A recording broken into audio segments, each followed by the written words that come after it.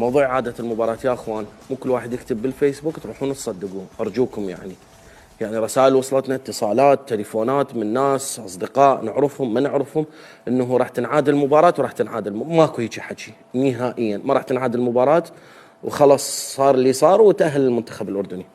هذا موضوع، يعني هذا موضوع إعادة المباراة انسوه، هذا خليه ينسي.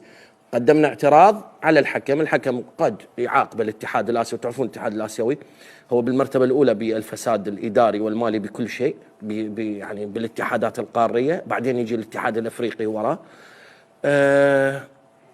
يجوز يتعاقب مباراة، يبعد من البطولة، الله أعلم، بس راح تشوفوا بتصفيات كأس العالم وكذا. بس هنا راح يجي الدور على اتحاد الكرة، بأنه هذا الشخص اليوم اللي نزل دموع العراقيين هو هذا، عذرا لهذه الكلمة، هذا النكرة هيك أريد أقول، علي رضا أفغاني. هذا عنده سوابق ويانا، سبق وأن في 2018 مع الكابتن راضي شريشل تذكروها، سحب أحمد ياسين اللاعب الأسترالي في منطقة الجزاء ومشاه عادي ولا انطرك له الجزاء.